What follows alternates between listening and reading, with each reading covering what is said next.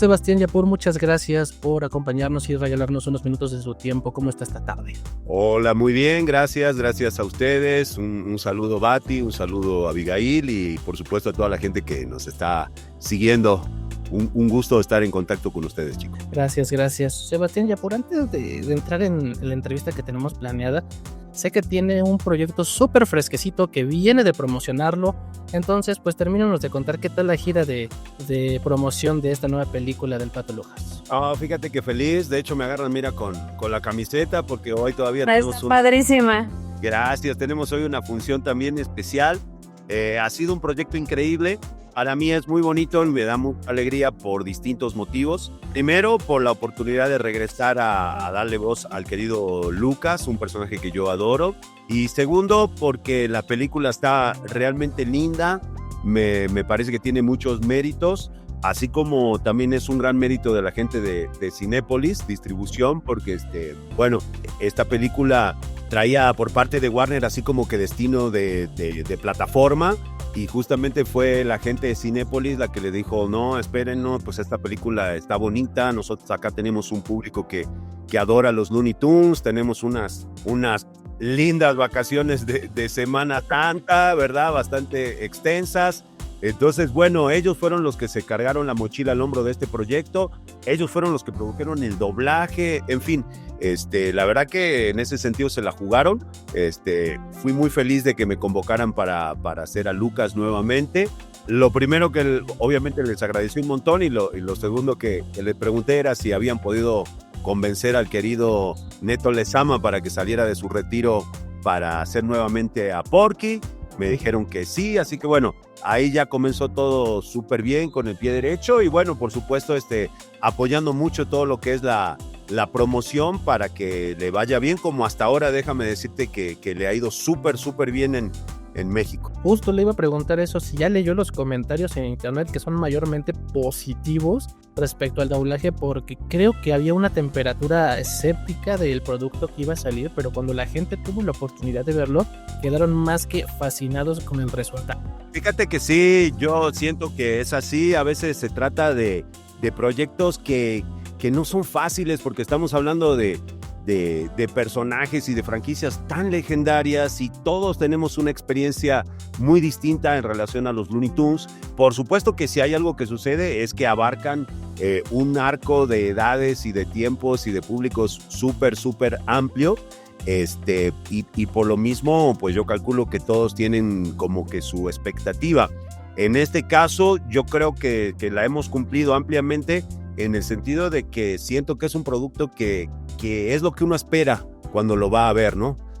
No ha habido esta onda de que a veces hacen de que, ay no, es que fíjate que son personajes clásicos, entonces ahora lo vamos a hacer góticos o ahora los vamos a hacer ponquetos o que se vean modernos, y al final te quedas como en una mitad de camino, ¿no? Donde pues ya decepcionaste a los que los conocían como antes y los nuevos como que tampoco le terminan de agarrar la onda. Entonces, en este sentido, lo que a mí me parece muy bonito es que la película responde a lo que todos esperan, a lo que siempre fue los Looney Tunes, sin artificios, sin 3D, sin cosas, sin artilugios, sin Star Talents, sin ninguno de esos golpes bajos que por ahí se apelan, sino simplemente a el hecho de ver una hermosa película y que pues como te decía, creo que es una buena oportunidad para que los más grandes podamos compartir con las nuevas generaciones el gusto de lo que era pues y lo que han sido y siguen siendo los Looney Tunes. Oiga, y cruzando changuitos de que tuvo muy buena recepción, ¿se puede hablar de alguna secuela u otro proyecto de Looney Tunes? Que sabemos que Looney Tunes se le puede exprimir hasta a donde la imaginación nos dé. Pues mira, yo creo que sí, de mi parte no sé absolutamente nada. Muchas veces es interesante ver cuál es la postura de los grandes estudios en el sentido de ver hasta qué punto nos tienen en cuenta nosotros, porque hasta ahora lo que se sabe es que, bueno, la respuesta y el apoyo a la película ha venido mayoritariamente de Latinoamérica, no tanto en el mercado original, pero yo siento que si ellos voltean a ver, estamos hablando de productos que para los números que ellos acostumbran a manejar no son productos para nada caros y siento que de alguna manera sí pueden encontrar un nicho, porque no solo lo que fue la recepción de la gente en las salas, sino todo lo que ha sido esta gira de medios. Es muy bonito ver la nostalgia desde conductores, compañeros, todo el mundo. Tú le dices Looney Tunes, le dices Lucas, Porky, y pues todos lo reciben con una sonrisa. Entonces yo creo que sería una muy linda oportunidad para seguirle dando aire a esta, que aparte es la versión clásica, porque ya sabemos que están los Tiny Toons y que los otros y que los modernos. Estos son los Looney Tunes, los que, si, como yo digo, si no viste un capítulo, por lo menos viste la cara de Lucas en un sticker, en algún en algún pecero o algo. Entonces son parte ya de la cultura y son parte del inconsciente colectivo. Y algo muy bonito que pasa con la gente que la va a ver, y bueno, tú con la cultura cinematográfica que tienes no me vas a dejar mentir, ver una película de los Looney Tunes es ver el origen y la matriz y el formato de todo lo que son las caricaturas y los gags y los tiempos y todo, ¿no? O sea, estos canijos inventaron un formato tan, pero tan fuerte que al día de hoy hasta las caricaturas modernas tú las ves y pues no puedes evitar darte cuenta que pues ese era un gag de Lucas o ese era un gag del Coyote, o sea, Chuck Jones y toda esa banda pues inventaron lo que es hacer caricaturas, ¿no? Claro, por supuesto. Pues ojalá haya más noticias después. Pero bueno, ya entrando un poquito más a su bagaje de actor. Si internet no me está mintiendo, usted ha hecho doblaje tanto en México, Argentina y otros países. Pues es medio mentiroso. Ok. La verdad. No es que no sea cierto, pero decir que yo hice doblaje en Argentina es bastante relativo, porque yo soy un caso muy particular. Yo siempre tuve el sueño de hacer doblaje, desde que tengo 6 años de edad, pero yo vengo de un lugar muy, muy pequeño, muy remoto en Argentina, una provincia chiquita que se llama Jujuy, y que imagínense que cuando yo era un niño, teníamos un solo canal de tele. Empezaba en blanco y negro. Empezaba a las 4 de la tarde y terminaba a las 10 de la noche. Un solo canal. Esa era toda nuestra ventana al mundo. Entonces, pensar en hacer algo que tuviera que ver con los medios desde esa realidad, pues era muy, muy remoto, ¿no? Por lo tanto, como siempre lo mío fue el trabajo con la voz. Tengo la herencia de mi madre también de declamadora y todo. Entonces yo empecé haciendo locución en la primera FM pirata que se abrió ahí en mi ciudad, y yo empecé con eso. Pero bueno, cuando uno trae un sueño, el sueño no te deja en paz. Y luego de muchos años de una carrera fructífera como locutor, pero siempre en el interior, siempre en provincia, pues dije, vamos a darle voz a este sueño, y decidí venir a México. Entonces te comento esto porque en realidad yo nunca había hecho doblaje en Argentina ni en ningún otro lado. Vine aquí, obviamente lo primero fue dar consecución, digamos, a mi trabajo como locutor, que era lo que yo sabía hacer, y pues empezar a aprender esto del doblaje. Y paradójicamente, la primera vez que yo doblo en Argentina, más o menos en el año 2004, que me lleva la gente de Disney México para hacer una versión de Los Increíbles doblado en Argentina. Entonces yo realmente, como actor de doblaje, soy un actor de doblaje. Claro, el otro día puse un tweet, ahí la gente se orizó un poco, pero yo decía, definitivamente yo no soy un actor de doblaje argentino que trabaja en México. Soy un actor de doblaje mexicano nacido en Argentina. Como siempre, el mexicano naciendo donde quiere, ¿verdad? Como decía, creo que eso lo dijo Evita Perón, ¿no? ¿Alguna vez? No, eso lo dijo Chabela Vargas. Chabela Vargas. Hacemos donde se nos da la chingada gana. Sí, es cierto. Exactamente. Y fíjate que haciendo un poco de frases que tienen que ver con esto, tuve un gran amigo, un gran padrino que era pariente mío, nacido también en aquel Jujuy tan chiquito, y que llegó a hacer historia también aquí en México, el recordado Enrique Gibert, dueño de grandes agencias de publicidad, que obviamente se hizo mexicano, y él decía una frase muy bonita: uno no es de donde nace, uno es de donde lucha. Y yo he luchado y sigo luchando hasta el día de hoy aquí en México. Por eso no solo me considero mexicano, sino que lo soy en los papeles, ¿no? Ay, qué bueno. Que nos entregue tanta pasión. Fuera de los dibujos animados, maestro, ¿qué personaje es para usted su favorito personal, que diga, le tengo mucho cariño? Pues fuera de los dibujos que que me buscan porque yo creo que los amo tanto que uno atrae, ¿no? Y el universo te manda, pero pues sin duda no puedo dejar de nombrar a Marcus Phoenix, ¿no? Estamos hablando ya, no caricaturas, sino videojuegos, pero es un personaje que yo amo. Tremendo. Y no solo yo, sino por el cariño que la gente le tiene y por lo que ha significado en mi carrera, ¿no? Haciendo un parangón con mi querido padrino, uno de mis queridos padrinos, podríamos decir que Marcus Phoenix es mi Goku. Ok. Sí, se entiende, porque Marcus tiene una cantidad de gente que lo sigue y lo quiere. Claro. Y con decirle que cuando se estrenó Gears of War 4 y parecía en el tráiler que Marcus ya no iba a existir, todo el mundo pues, dándose el ataque, ¿no? Tomando un poquito eso de referencia, ¿usted supuso que el personaje iba a morir ahí o ya sabía que iba a seguir?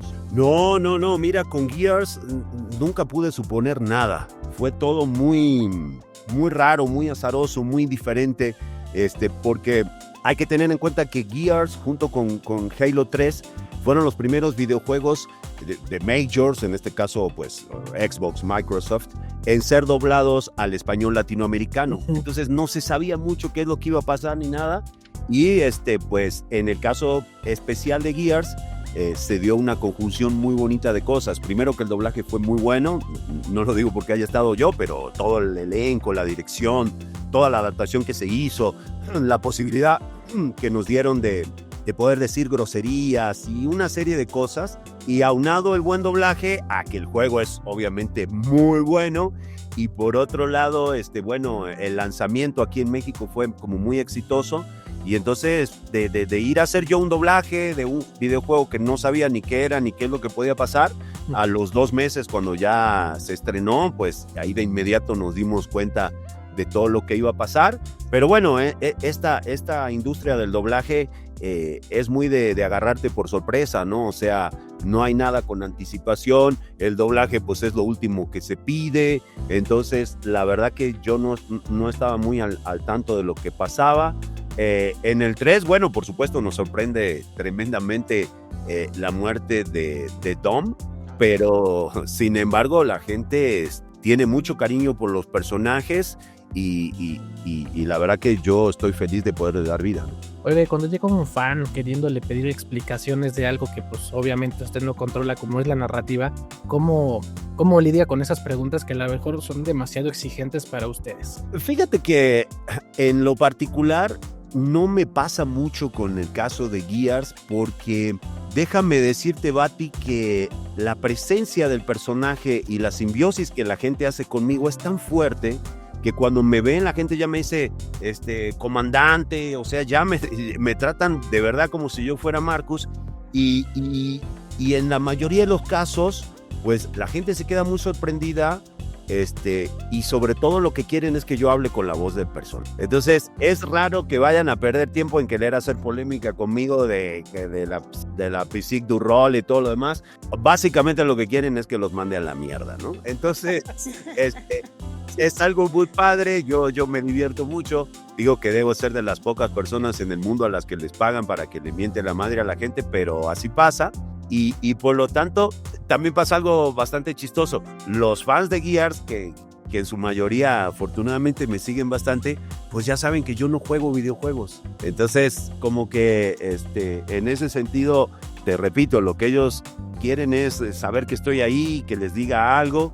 Y de verdad es una sensación muy, muy, muy linda. Las cosas que a mí me han pasado con Marcus son increíbles. Y déjame decirte que no se trata de que sea como que el único personaje icónico, porque afortunadamente y gracias a Dios tengo la posibilidad de hacer personajes súper icónicos y súper conocidos y legendarios, pero la gente, hay un grupo muy grande para los cuales pues es Marcus y Marcus y Marcus. Y muy al contrario de molestarme, déjame decirte que me encanta, o sea, siento yo cuántos actores o actrices no vamos por esta carrera esperando que alguna vez te caiga un Marcus, ¿no? Un Goku, un señor Burns, un Homero Simpson. Cuando nos cae, pues yo siento que lo peor que puedo hacer es renegar de eso.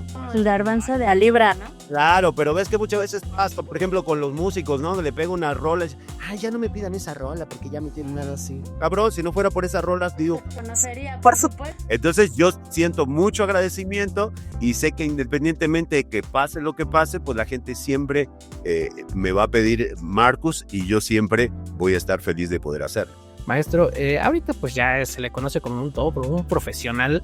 Pues me imagino que tuvo una curva de aprendizaje. ¿Alguna anécdota que nos pueda compartir sobre una metida de pata, algún problema que su inexperiencia en su momento le causó y cuál fue el aprendizaje? Sí, muy chistoso. Fíjate que lo primero que tengo que decir es que la época en la que yo comencé fue una época bastante particular. Empecé a los tumbos. No existía lo que existe ahorita que yo llamo la glamorización del doblaje, donde todos estamos de moda y donde pareciera que todo el mundo quiere ser actor de doblaje. En aquel momento no existía nada. Yo llegué, por ejemplo, obviamente para hacer casting de locución comercial y todo eso, que era lo que yo sabía hacer y que eran los únicos contactos que yo tenía. Y haz de cuenta que yo preguntaba a mis colegas locutores, oigan, me interesa el doblaje, ¿a dónde yo puedo ir a hacer doblaje? Y me miraban y decían, ¿doblaje? ¿Para qué te quieres ir a meter a doblaje? Ahí pagan $2, tú ya te va bien como locutor, no pierdas tu tiempo. No, es que a mí me encanta y qué sé yo. Y no era nada fácil. Había pocos lugares donde se podía hacer sala, no existía ningún tipo de cursos, nadie daba cursos, nadie daba nada. Y pues así empecé yo.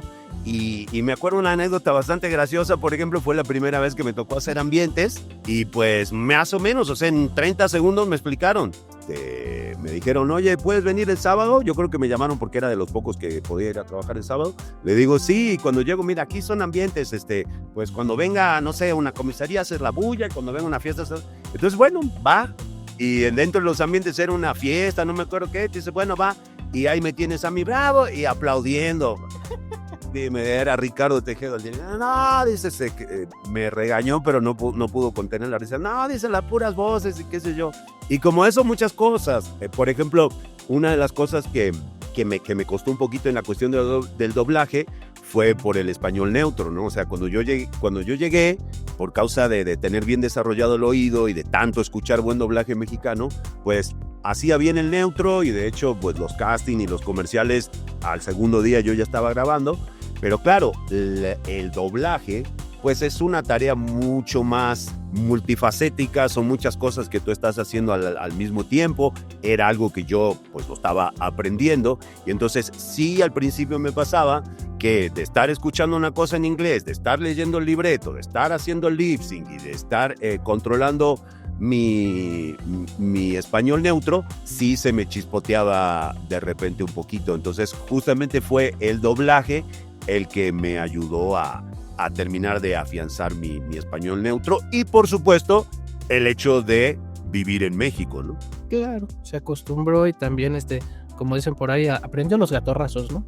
Exacto, pero fíjate que gatorrazos de verdad, me acuerdo, en paz descanse, Rubén Moya una vez me trancó en el baño de Candián y me quería madrear, fueron muchas cosas bien complicadas porque aparte imagínate, llegaba un argentino y aquí nos sentíamos inmunes. Porque digo, argentinos siempre ha habido por todos lados, modelos, directores de comerciales, creativos, pero como que nuestro gremio decía, bueno, a nosotros no nos va a tocar porque estos che, como caramba le van a hacer para neutralizar. Entonces yo llegué y empecé a trabajar y entonces fui como un poco el receptor de toda esa tipo paranoia de decir, bueno, luego de este cabrón se van a descolgar un montón y se van a llevar el doblaje a catástrofe. Entonces, no te creas, no fue fácil en ese sentido.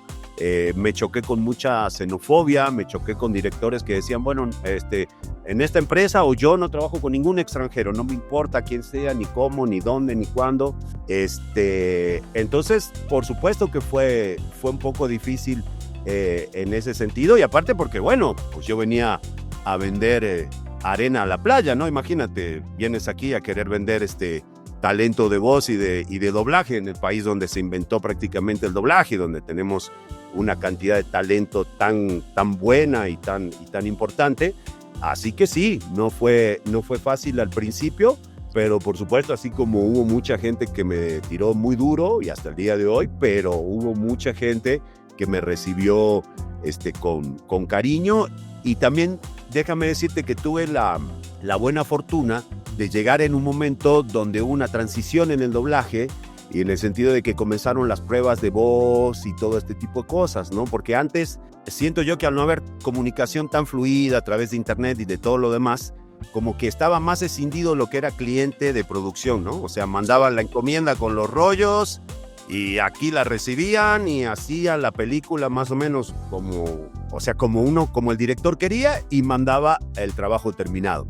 A partir de las mayores facilidades para comunicarse y todo eso, más o menos justamente cuando yo empiezo, 2002, 2003, pues los clientes dicen, bueno, ahí te va Buscando a Nemo, pero mándame pruebas de voz para los personajes principales.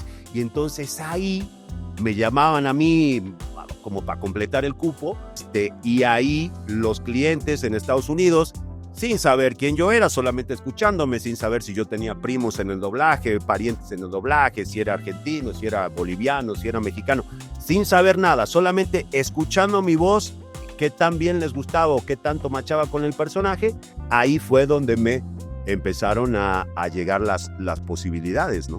Wow, y digo, a pesar de todo esto que pudo afectarle psicológicamente y que hubo gente que le ayudó, ¿qué otros métodos usaba para no bajonearse y poder continuar con ese esfuerzo de seguir subiendo en este ambiente? Pues te diría que el hambre, amigo. Yo quemé mis naves cuando yo parto de Argentina para acá. No lo hice chavo y no lo hice desocupado ni nada. Yo ya era un profesional con 30 años de edad, con 15 años de carrera, y trabajaba mucho. De hecho, yo dejé una casa. Yo había terminado de construir una casa enorme de 2 pisos, con alberca, tenía 2 carros, tenía todo. Pero te vuelvo a repetir, Bati, cuando no es el sueño de tu corazón, No importa todo lo que tengas, claro. Puedes que tener todo lo perseguir que el sueño. tengas. Hay algo que te llama.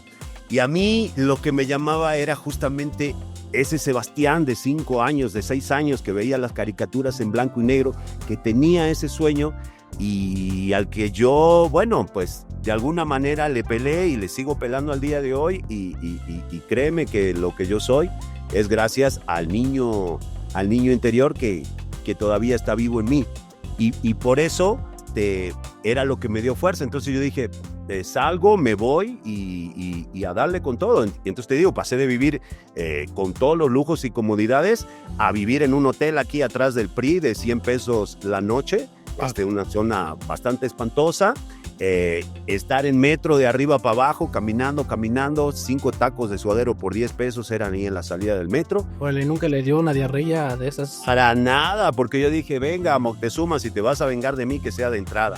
A ti que rapidito hice los anticuerpos, y la verdad que fue algo tan bonito, una simbiosis tan bonita lo que yo sentí con México desde el momento que llegué, que siento que también esa situación quizá desfavorable terminó siendo muy, muy positiva para mí. Porque luego, fíjate que me pasó una experiencia ya mucho más adelante, por supuesto, estabilizado y todo, de conocer gente, por ejemplo, que los traen de afuera o trasladados de alguna multinacional, y a lo mejor viven en un súper departamento en Santa Fe y tienen chamba y los hijos van a escuelas súper padres y todo, y de repente ves que se quejan de México, ¿no? Entonces yo les decía, óyeme, pero es que tú no conoces México, ¿no? O sea, para conocer México tienes que andar de metro, tienes que ir en el pecero, tienes que comer los tacos de la calle, tienes que convivir con la gente.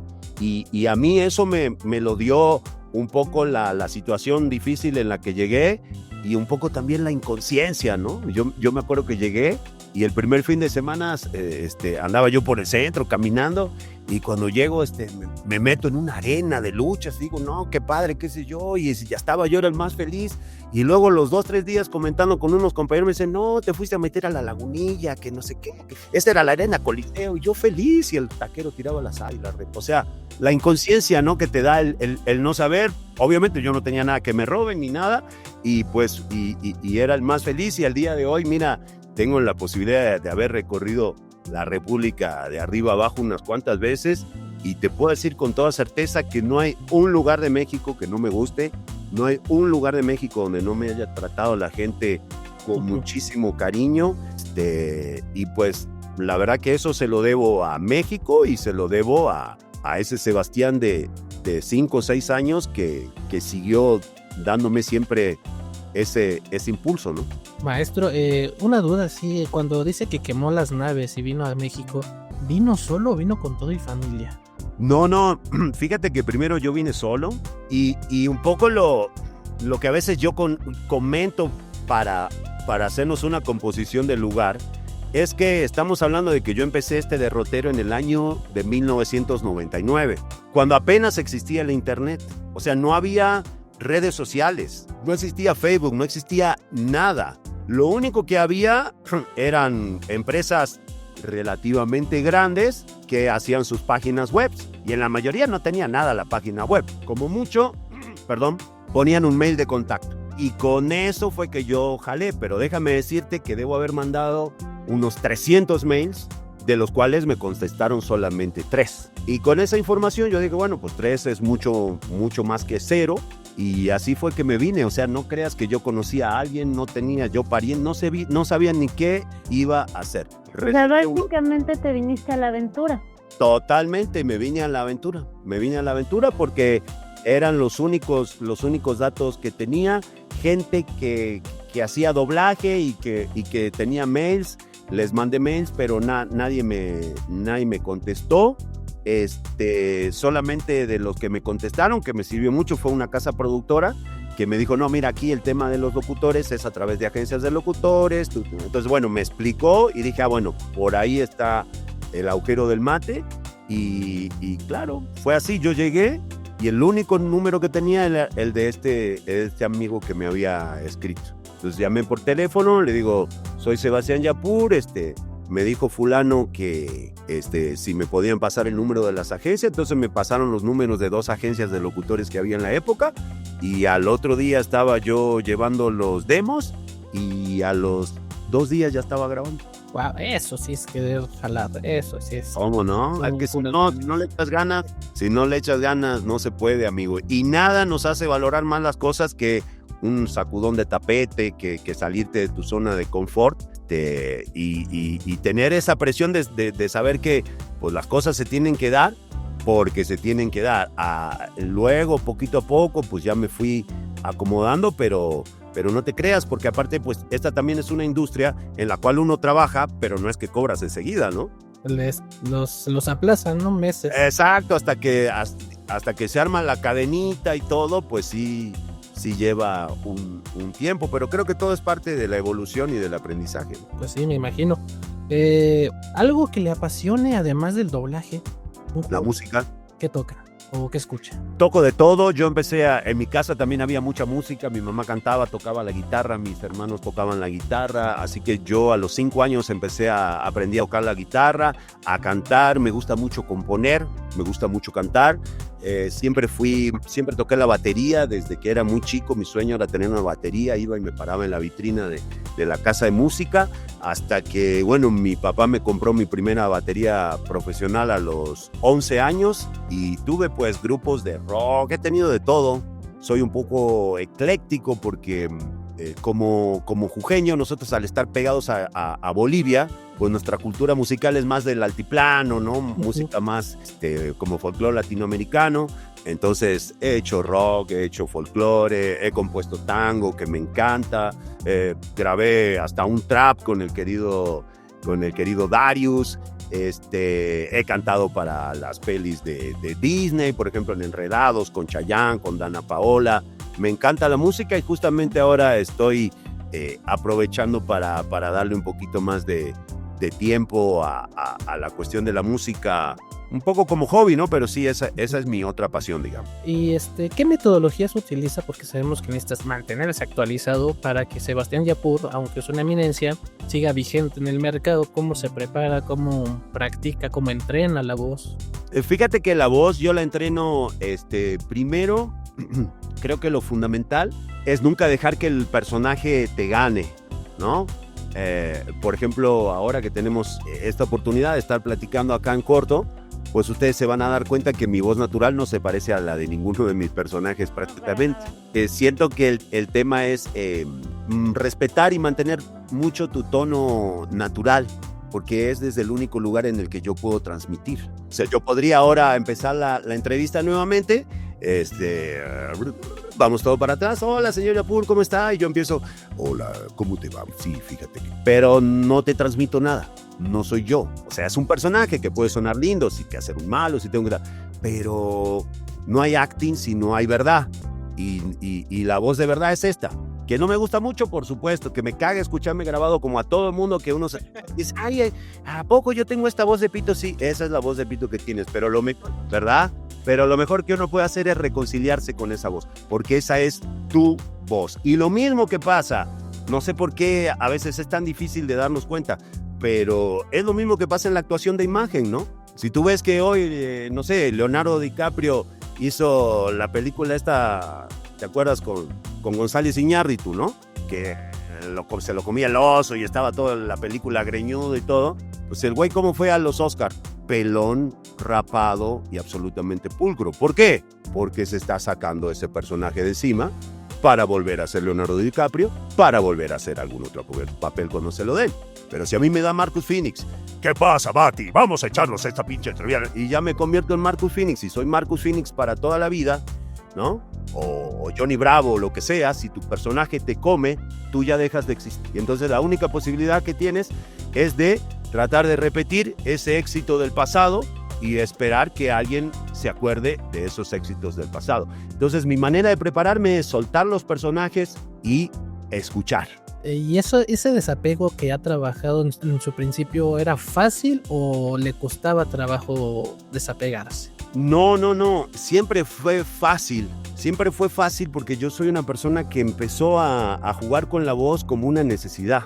Yo desde que tengo 3 o 2 años, los primeros recuerdos que yo tengo de mi madre diciéndome que ya no grite más, porque yo gritaba, volteaba las cubetas, las hacía de tambor, hacía voces, era por un lado un niño muy tímido y por lo mismo esas voces eran las que me ayudaban a destacarme. Entonces yo iba a la escuela, hacía voces, hacía personajes, todo el tiempo. Entonces era como más bien una especie de locura que algo premeditado. Entonces no me quedaba con ninguna voz porque yo era una especie de antena que repetía y veía las caricaturas y repetía y todo el tiempo estaba buscando voces dentro de mi cabeza. Nunca hubo una sola, ¿no? Y entonces por eso mismo lo que yo hacía era todo el tiempo investigar, ¿no? Y cómo puedo hacer esta voz y cómo puedo, ¿no? Por ejemplo, cuando se estrenó El Chavo del Ocho, pues yo me obsesioné con Kiko y hablaba todo el día como Kiko, inflaba los cachetes y hasta que no le saqué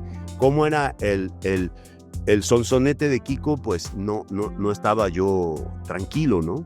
Pues yo traía en las venas esa profesión entonces, sin saberlo hasta que lo descubrí aquí, por lo que entiendo entonces. No, yo ya lo había descubierto desde mucho antes. Sabía que donde me iba a poder desarrollar era, pero fíjate que en realidad yo siempre hice voces.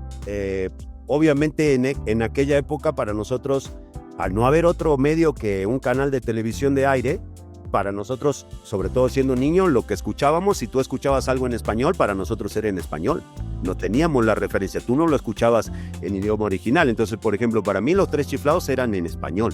No sabía yo de otra cosa. Y era súper recontra fanático. Entonces, un día en la escuela, tenía yo como 7 años, como mi ciudad era muy pequeña, nos llevan a una ciudad aledaña donde se hacía una especie de feria, como para que diéramos un baño de civilización. Y entonces en el fondo de una carpa había una proyectora de Super 8, que era un sistema que se usaba en aquella época para cintas de cine, pero así como caseras, y estaban pasando los Tres Chiflados. Entonces yo lo vi de lejos, obviamente me fui corriendo, y cuando llego pues resulta que eran los capítulos en inglés. Entonces yo los escucho por primera vez, una voz rara, latosa y en inglés, y regreso a mi casa y le digo a mi mamá, oye mamá, pasó esto, fíjate, che, los Tres Chiflados y hablaban en inglés y bien raro, ¿y qué pasó?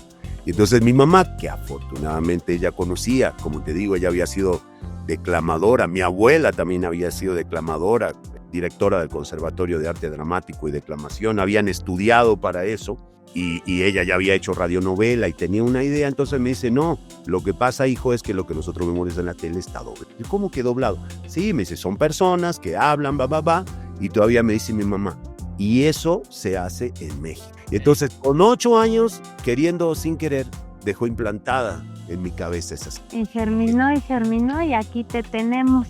De verdad, imagínate, yo tenía 8 años, era re tímido, me encantaba la tele, pero yo digo, puedo estar en la tele, puedo estar hablando, pero sin mostrar la cara. Este es el mejor trabajo del mundo. Yo un día quiero ser eso. Me tomó 30 años, pero se... Y ahora que pues prácticamente ya todo el mundo le ve la cara, digo, en el mejor de los sentidos a los actores de doblaje, ¿cómo ha trabajado esa timidez? Porque bueno, ya lo ven en la calle y hay gente que lo reconoce. Sí, fíjate que la verdad que bastante gente, es algo que yo no lo esperaba, de verdad. Yo tenía 2 issues, la timidez, ¿no? Y la lectoescritura. Yo siempre he tenido como una especie de dislexia. Entonces yo decía, bueno, quiero un trabajo donde la gente no me vea, que pueda yo usar mi voz, que no tenga que escribir. Y así empezó el doblaje. Yo era feliz porque nadie me veía y no tenía que escribir. Hasta que todo esto saltó y ahora pues la mitad de la chamba es que te vean la cara, ir a shows, escribir el nombre de gente y firmar. Pero bueno, es todo un poco inesperado y créeme que en este caso digamos, esa timidez la puedo sobrellevar por el gran cariño, ¿no? La gente que se acerca es siempre para darme una palabra bonita, para darme algo, una expresión de cariño, para pedirme un saludo. Entonces, pues eso hace que el intercambio de energía sea muy padre y entonces no me siento yo parado frente a los demás y desnudo, como es siempre la imagen que los tímidos tenemos de la vida, ¿no? Que estamos como empelotados frente a la gente que nos observa, sino se recibe una corriente mucho más cálida, más bonita. Sí, porque justo yo recuerdo que hace un par de años usted ya no solamente va y firma autógrafos, sino ya se para en un escenario en vivo y cuenta sus anécdotas, hace como yo le llamo los shows de los actores de doblaje. Sí, claro. Y ahora que nos comenta que pues la timidez ha sido una gran barrera en su vida, me parece que pues sí, uno pensaría que nunca fue típico. No, uno pensaría, pero en realidad así pasa. Obviamente uno aprende a superarla y la verdad que yo me siento cómodo cuando me toca subir un escenario porque la verdad de las cosas es que simplemente estoy contando la historia, ¿no? De mi vida, de cómo pasó lo que pasó, de cómo la anécdota detrás de cómo conseguí el papel de Pato Lucas o de cómo entré a Los Simpsons o de cómo fue mi casting para Darth Vader o un montón de cosas que a la gente pues le resultan interesantes y también siempre con el ingrediente tan bonito pues de poder hacer las voces, ¿no? Eso es lo que en definitiva a la gente le gusta y le llama la atención. Siempre que hacen eso en vivo la gente, me incluyo, o nos sentimos pues que nos están regalando un poco de nuestra infancia. En su carrera de doblaje, ¿a quiénes considera o que usted haya adoptado como sus maestros? Uy, son varios. Mira, mi madrina en el doblaje, porque fue la primera persona que me dio la oportunidad de entrar a una cabina, fue la querida Rebeca Patiño, gran maestra y gran amiga. Ella fue la que se jugó y me llevó a una empresa de doblaje y donde yo hice mi primer loop, que fue en una serie de Disney, Hey Arnold se llamaba, me acuerdo hasta el día de hoy, que ella la dirigía. Considero también mi padrino y mi compadre, por supuesto, también, y mi gran amigo, al maestro Ricardo Tejedo. Aprendí mucho con él, hicimos muchas cosas juntos. Considero mi padrino al señor Raúl Aldana, que me dio muchas oportunidades, que confió en mí para hacer cosas muy interesantes. En la cuestión de cuando ya viene, bueno, considero mi padrino también al querido Mario Castañeda, ¿no? Cuando nosotros los extranjeros estábamos proscriptos en muchas empresas, él se la jugaba y me daba chamba a mí y a otros compañeros extranjeros en Mystic Sound, y es algo que yo se lo voy a agradecer eternamente. A nivel de admiración, pues la para mí la voz de Dios en la tierra, y para mí el número uno siempre ha sido y será el querido Pepe Labat. Y bueno, no solo haberlo podido conocer, sino haberlo considerado mi amigo, que él me considere su amigo y que le haya dicho a mucha gente que a él consideraba que yo era su sucesor, pues para mí ha sido algo que no lo puedo pagar con nada. A nivel, bueno, cuando ya empieza a trascender mi trabajo y comienzo a ir a los eventos, pues la primera persona que yo conozco en un evento es mi querido Gabriel Chávez, y yo lo considero a él mi padrino en los eventos. Yo llegué sin saber de qué se trataba, me acuerdo perfectamente, fue un evento con Jorgito allá en Orizaba, era mi primer evento, y pues yo ahí con mi mochilita no entendía mucho qué se hacía. El chavo me había dicho 20 y aquí pues firmas y qué sé yo, y cuando llego pues lo primero que veo es al querido Gabriel, ese stand que tenía él. Yo dije, ¿qué hago aquí? Y me acerqué a saludarlo, y él fue súper cálido conmigo, súper receptivo, me regaló hasta una botella enorme de esas de Dove autografiada, y bueno, y al día de hoy él lo sabe, yo lo considero también mi padrino. Él me ha enseñado mucho de cómo es el movimiento en los eventos, qué es lo que se hace, qué es lo que no se hace. Y por más chingón que uno sea en la vida, si no hay alguien que te explica, si no hay alguien que te enseña, pero sobre todo si no hay alguien que confíe en ti, es difícil que uno confíe en uno mismo. Y entonces de entre tanta gente, por supuesto que siempre destaco a Gabriel y por supuesto al querido Humberto, ¿no? Que fue quien me invitó a Los Simpsons y quien incluso tuvo un acto de grandeza aún sin conocerme. Se estaban haciendo unos redoblajes de toda la filmografía de Stanley Kubrick, y entonces pues a nada menos que a don Pancho Colmenero le recae la responsabilidad de dirigir unas cuantas, y entre ellas Barry Lyndon. Y entonces pues yo no sabía nada de esto. Había ya hecho un papelito en Full Metal Jacket con el querido Muy Palacios, y me llaman de una empresa que lo llamamos de una empresa que se llama Estrellita. Yo sabía que existía porque era legendaria, pero pues no me había tocado trabajar. Dice, oiga, queremos invitarlo a una prueba de voz. Y cuando llego, que era con don Pancho Colmenero. Y fíjate que lo bonito, bueno, imagínate, yo me puse, y él me dijo, don Pancho, mira, yo te estoy llamando a prueba de voz, dice, para el narrador de Barry Lyndon. Yo lo primero que pensé, si dirige don Pancho, ¿quién más la va a narrar? Entonces, bueno, ahí él me cuenta que en realidad lo que pasaba es que todo lo trabajaban muy en conjunto con León Vitali, quien había sido el asistente de dirección de Kubrick durante toda la vida, y entonces habían como estas pruebas de voces, ya tenían todo, pero no le gustaba el narrador, no le gustaba, y bueno, Barry Lyndon, el narrador, está en toda la película, ¿no? Y entonces él me dijo, fíjate que yo no te conozco, pero ya estábamos bastante desesperados, no sabía yo qué hacer, y entonces le consulto a Humberto Vélez, y Humberto Vélez me dice, mire don Panchito, si hay alguien que pueda hacer cualquier voz que usted quiera, es este muchacho argentino que se llama Sebastián Yapur.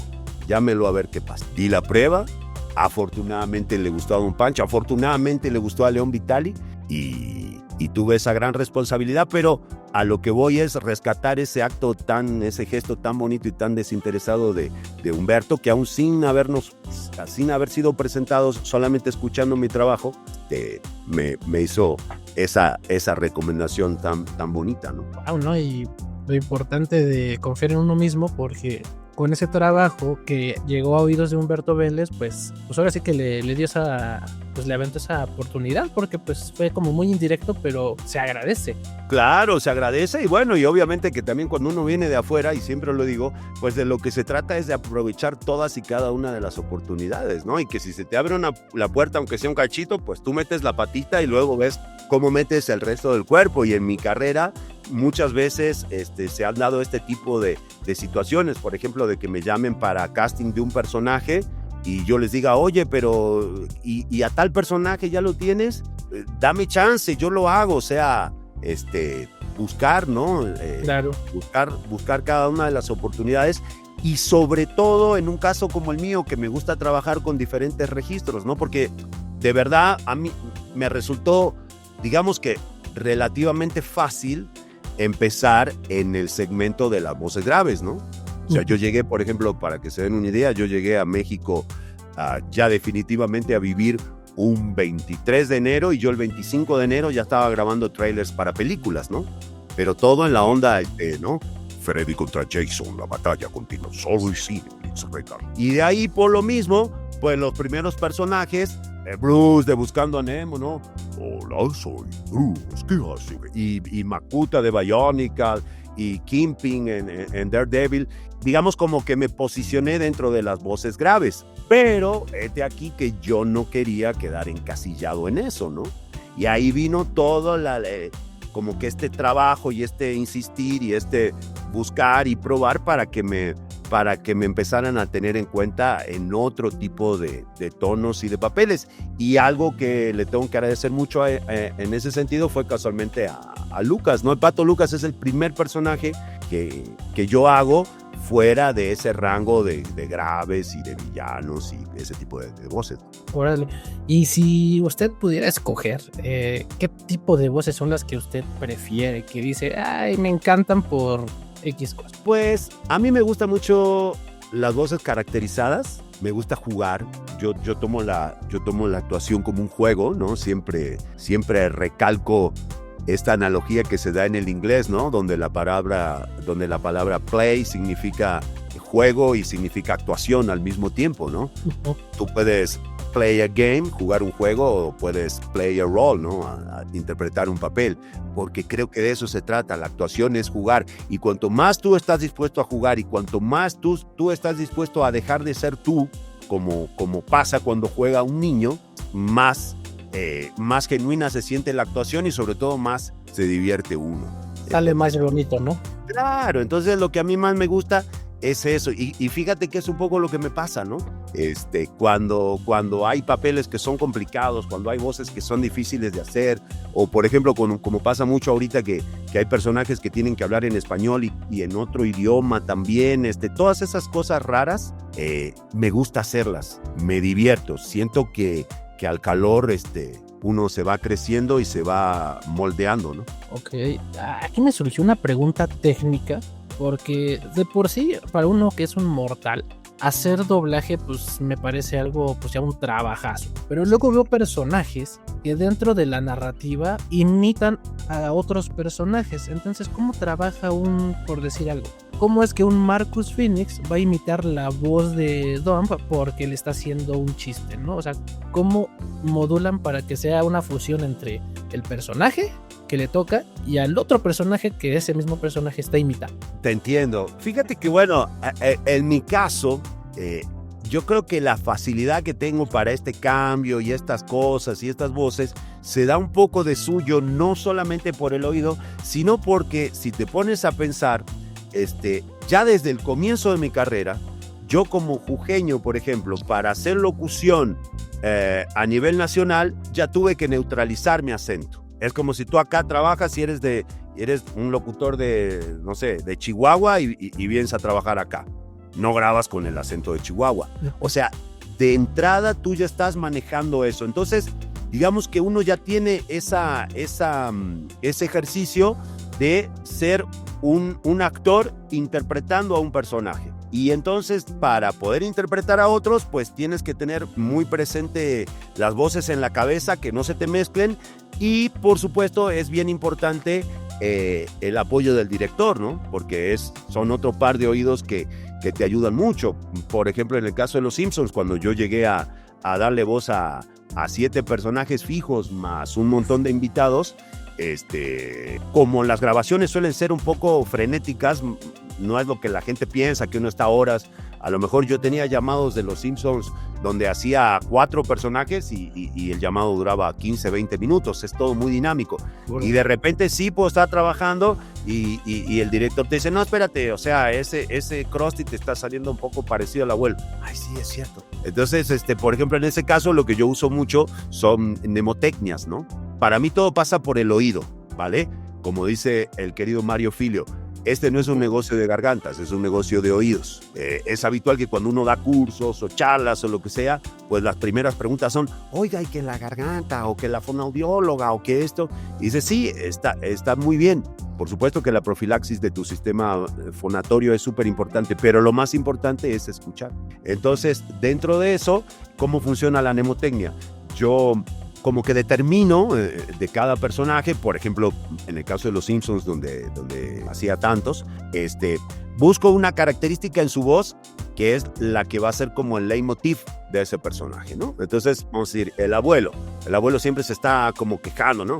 Entonces, si a mí el director me dice, bueno, vámonos, Sebastián, página 5 con el abuelo. Y entonces llego, y bueno, listo, ya quedó. Ahora vámonos con Krusty a la página 7. Entonces, ahí estaba yo, volteaba la página, y mientras volteaba la página, la risa ya te coloca en el personaje. Ok. Hola, amiguitas, soy yo, su amigo, el payaso Krusty, que no sé qué, que no sé cuándo. Bueno, ahora te toca Willy. ¿No? Siempre que jugo. Entonces ya, ay, malditos niños, ya me ensuciaron toda la escuela, güey. Entonces, todo es, uno escucha y tu voz se va para ahí. Wow, usted ya tiene mucha práctica, yo digo. Pues, la verdad que sí, son muchos años de carrera y de divertirse y sobre todo, ¿sabes qué?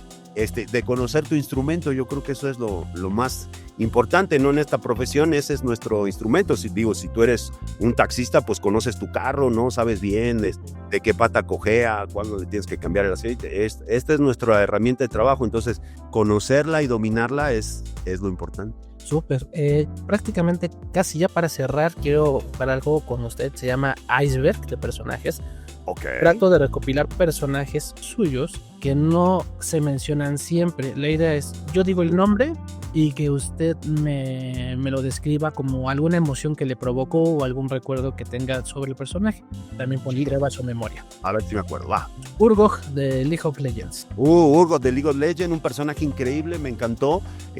Recuerdo, porque me pareció muy importante, que cuando me tocó hacerlo, al llegar al llamado, había gente de Riot Game en los estudios con una laptop y me mostraron de lo que se trataba. Yo no conocía el fenómeno de League of Legends, inclusive me llegaron a mostrar hasta una final en un estadio de Corea, de cuenta como el Estadio Azteca lleno de gente. Y yo decía, ¿qué es esta locura, no?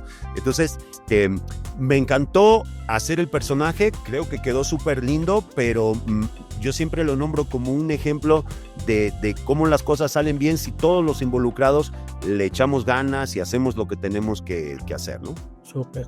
El vicepresidente de Devil May Cry. Ándale, el vicepresidente Vines. Me gusta mucho y bueno, yo te diría que Mau Pérez Castillo, gracias por haberme dado el personaje, pero ahí sí aplica la de como vendan, porque todo el mundo dice que me parezco mucho a... Un poquito. Oh, sí le da aire ese... Entonces a veces pasa, los directores cuando ya no saben qué hacer o ya han llamado tan, bueno, mire, se parece a dásela. Ok. Hizo una versión de Bruno Díaz anciano en la serie Static Shock. No me acuerdo. Ya tiene bastante tiempo esa serie. Vámonos con Dark. Luego me la pasas. Por supuesto. Para el universo, de ese universo sí recuerdo que la gente no lo recuerda mucho, pero que a mí me encantó.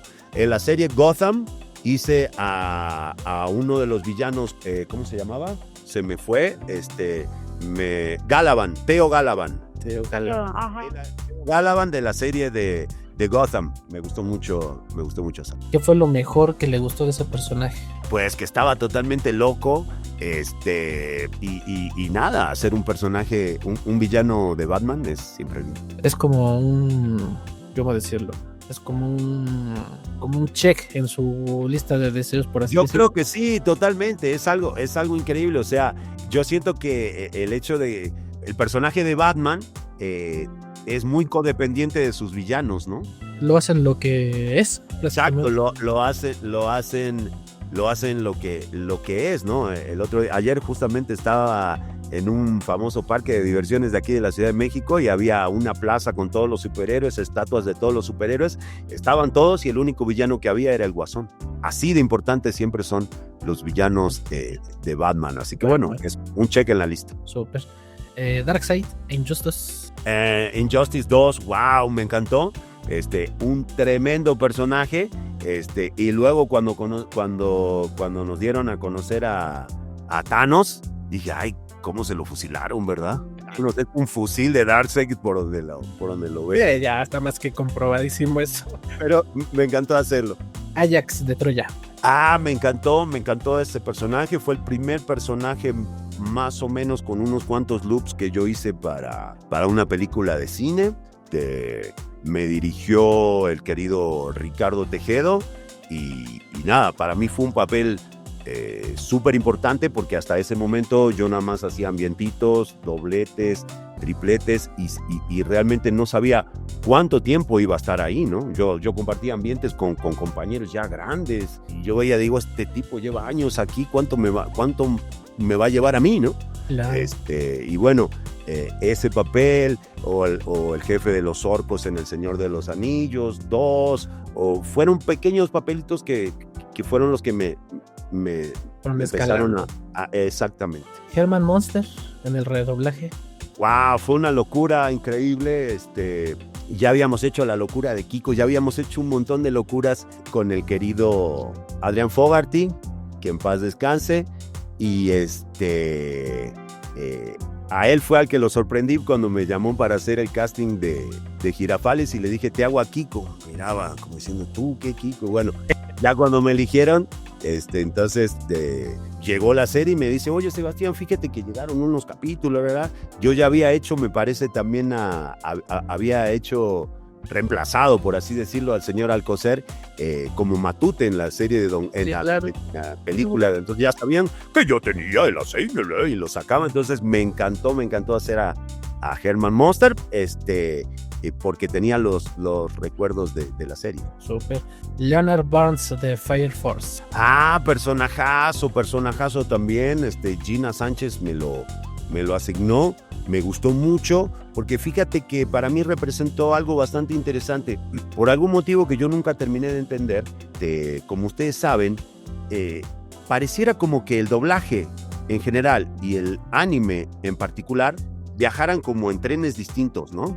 Si te fijas, hay como estudios que casi solamente hacen anime. Hay directores como que casi solo hacen anime, claro. Hay actores que, y yo no estaba en el círculo del anime, no era del círculo íntimo de ninguno de los directores de anime, no frecuentaba los estudios de anime, era muy raro. Y justamente el personaje de Fire Force fue de los primeros personajes así bonitos que me tocó para el anime y bueno, significó empezar a entender un poco todo el lenguaje y la técnica y las particularidades que tiene el doblaje de anime. Claro. Butch en Un Gran Dino.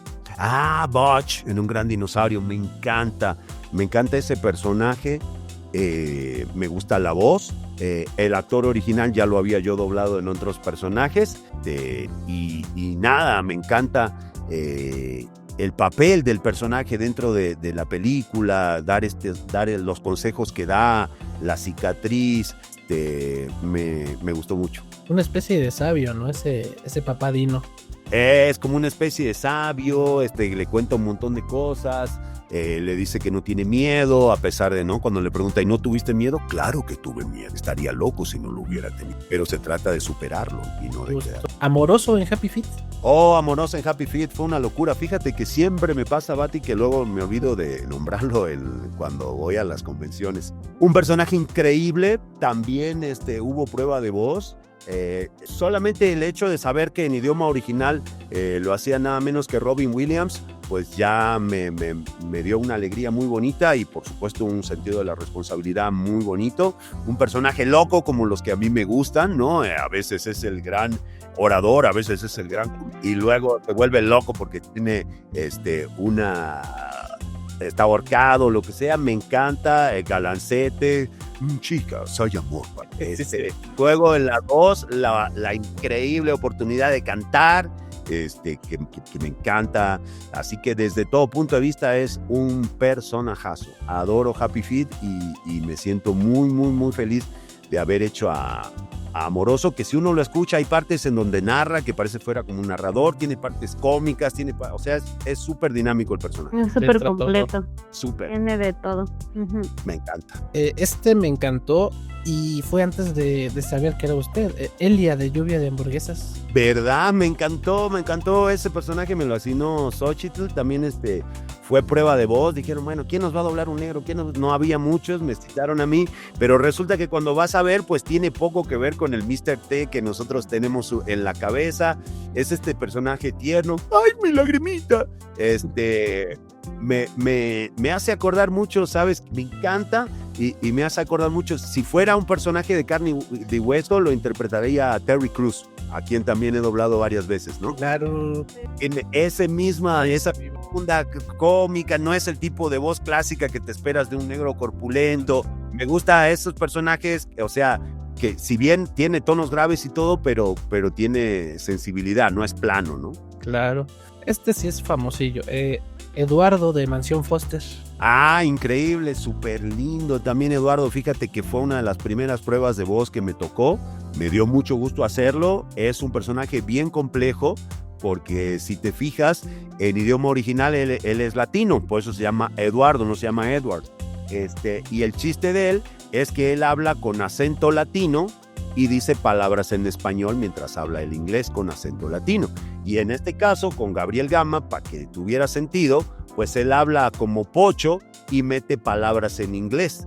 Entonces era muy raro estar escuchando un tipo que habla con acento latino, tú hablarle todo así. Cuando él decía cama, yo tenía que decir bed, todo el tiempo cruzados. Y por otro lado, esta característica monstruosa de él, de que habla todo muy cultural. Mr. Eduardo, mira entonces siempre me dejaba como que la garganta en el micrófono. Primer día fui con toda la actitud y ya cuando vi de qué se trataba y a partir de ahí pues era tomar la precaución de aceptar ese llamado para lo último del día, ¿no? Entonces traté de hacer a las 6, 7, 8 de la noche porque ya sabía que después de hacer Eduardo, necesitaba descansar. Pero fíjate que algo muy bonito que me pasa y al día de hoy es que en todos lados del continente que voy, digo, bueno, no sé si hay una serie que ustedes recuerdan con mucho cariño, que ya empezaba con mi voz diciendo Mansión Foster para amigos imaginarios. Y ya cuando digo eso, en todos lados la gente, ay, qué lindo, la recuerda con mucho cariño. Y por último, yo no me esperaba esto, fue un Severus Snape. Sí, el Severus Snape, te diría, por más que a muchos les pique, porque me tocó hacerlo en la última. Digo, hemos sido como 3 o 4 las voces de Snape, no recuerdo, pero a mí me tocó hacerlo en la última. Ya el clímax del personaje. Es un momento más álgido ahí. Claro, fue algo bien chistoso porque como ustedes saben, pues el doblaje por ahí tiene estas cosas que uno ni sabe, ni controla, ni entiende. Y yo en la anterior había doblado un personaje, pero pues lo matan. Y yo dije, bueno, hasta aquí. Y resulta que pasa poco tiempo. Me llaman de la compañía, me dice, oiga señor, tiene llamado de cine para la película de Harry Potter. Yo dije, pues qué raro si a mi mono lo mataron, pero pues es magia, ¿verdad? Y ella repitió algo. Yo llego el día, me siento, y ahí adelante en el monitor veo la imagen congelada de Snape, ¿no?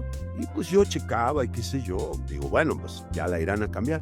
Y entonces por el tollback me habla el de, bueno, listo amigo, vete a tal look, no sé qué, dice, este es tu personaje. Entonces yo vuelvo a levantar la vista y le digo, no amigo, ese no es mi personaje. Y entonces el productor que había venido desde Los Ángeles aprieta el tollback y me dice, sí Sebastián, ahora este es tu personaje. O sea, sí. Ahí estás. Sí señor, lo que usted diga señor. Le metí todas las ganas como lo hago con todos los trabajos que me toca hacer y bueno, pues resultó que sí, para el caso particular de Snape, pues fue la película como definitoria, ¿no? Claro. Sí, claro. Maestro, pues ya llegamos al final de esta entrevista. No es cierto, yo quiero... Dale sorpresa, venga.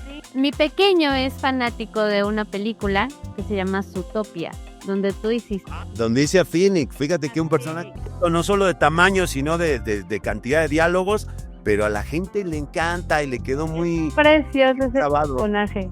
hicimos muchas pruebas y fíjate que en particular, volviendo a la mecánica de lo que hacíamos con Bati, si hay algo que yo tengo claro es que no fue nada fácil. Hablaba muy poco, pero mira, me tocó una prueba de voz, donde la prueba de voz eran prácticamente todos los diálogos, porque de verdad hablaba. Luego un callback, que no sé qué, que no están muy seguros, venga, pin, callback. Luego la grabación y luego 2 retomas más. Como 5 o 6 veces lo hice al personaje hasta que quedó, pues, ahora sí que pintado y bordado. Y volviendo un poquito a lo que comentábamos con League of Legends, ¿no? Un ejemplo de que cuando la película se hace concienzudamente y se dirige y se hace y se lo entrega todo, aunque sea en los papeles pequeños, pues en el trabajo final siempre se ve el resultado, ¿no? Sí, claro. Y justamente ese personaje le gusta mucho a mi hijo. Y mi hijo está chiquito, es autista, pero por lo mismo de que pues estamos dentro de este medio, reacciona muy bien a ciertas voces. Y Claro. de Finnick le gusta mucho. Oh, perfecto. Le gusta ¿Cómo decía? Si me vuelves a dar beso. Algo así, ¿no? Ajá, no me vuelvas a dar beso, algo así le decía, o te pego, algo así. No recuerdo, pero sí. Muerto la oreja, algo así. ¿Y cómo se llama él? Finnick, a mi hijo Dante. Dante, soy Finnick, pero si me vuelves a dar beso, te muerdo. Me tienes que pasar ese cachito. Por supuesto, lo vas a decir. A este no pasa, Bati. Fíjate que siempre han sido experiencias muy, muy lindas, Abby, la que me han tocado en relación al doblaje y a las personas que están en el espectro.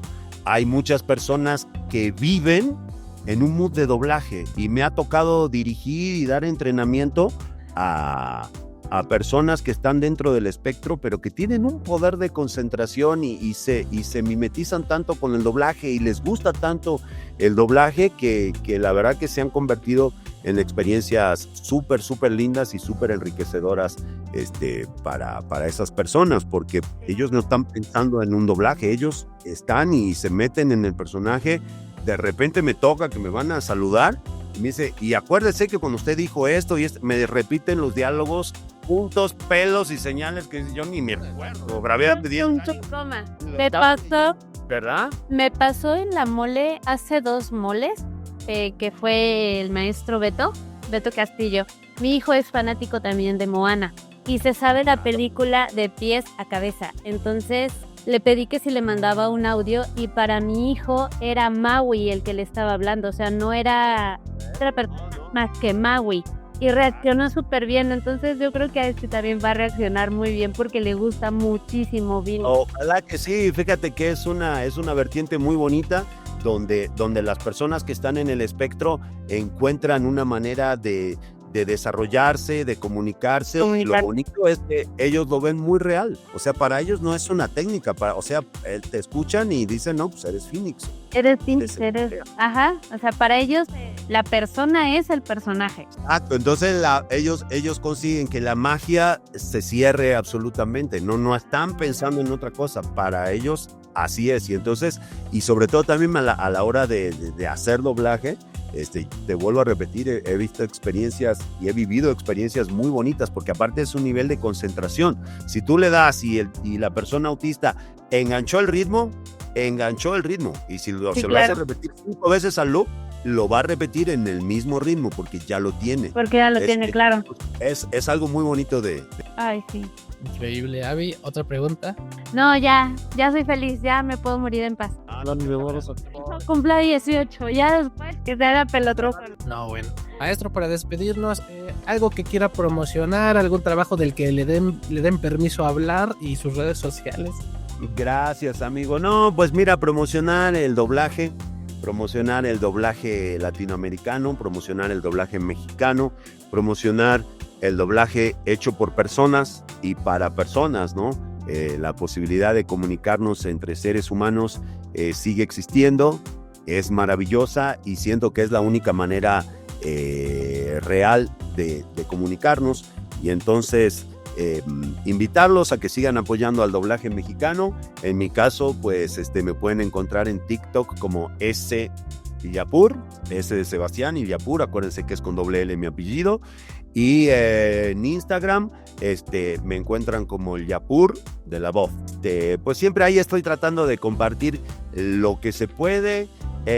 Tengo ganas de ir al cine a ver también. Ahora estuve en una película que se llama El Amateur, que está muy bonita. La quiero ver, esa la quiero. Está muy padre, fíjate que, Me llama bueno, la atención. sí, está súper interesante. El actor, este muchacho que es buenísimo, está Lauren Fishburne también. Y estoy bien curioso de verla porque me tocó hacer un villano, pero justamente un villano diferente, que no es de voz gruesa, que no es el que grita, un personaje súper bonito, súper contenido. Y nada, siempre aprovechando la oportunidad de convivir con la gente. Ahora nos vamos para Colombia, vamos a estar en Cali ahí en un evento y nada, feliz de poder convivir con la gente, porque bueno, a pesar de que empecé en toda esta carrera como muy tímido, hoy por hoy uno, quiera o no, se hace un poco adicto a recibir ese cariño y ese feedback de la gente, sobre todo los que estamos en doblaje, porque como ustedes saben, pues nuestra chamba es como bastante individual, no tenemos contacto con la gente, no es como el teatro, no es como la tele, no es como otros medios. Nosotros trabajamos muy solitos y es raro la gente que te conoce. Entonces sí se siente bien convivir con la gente y recibir un poquito de ese cariño, ¿no? Totalmente y bien merecido, maestro. Muchas gracias, ya nos despedimos. Gracias. Muchas gracias a todos los que están viendo este video. Dejen sus comentarios a quien más quisieran de invitado para que Abby nos ayude. Y nos vemos y nos escuchamos en el próximo Pueden episodio. pedir lo que quieran, se les dará lo que haya. Venga, qué bueno. Pues, yo les agradezco un montón, Abby, te agradezco un montón. Y por el tiempo. Mi cariño y mi saludo a mi querido Gaby. Gracias, Mati. Y bueno, no puedo irme sin antes decirles: Todo lo que toca la luz es nuestro reino. Un día el sol se pondrá en mi reinado y saldrá nuevamente en el tuyo. Los grandes reyes del pasado nos guían desde las estrellas, y yo también. Recuerda, Simba, recuerda. Ay, me voy a desmayar, Valentino, el cuero.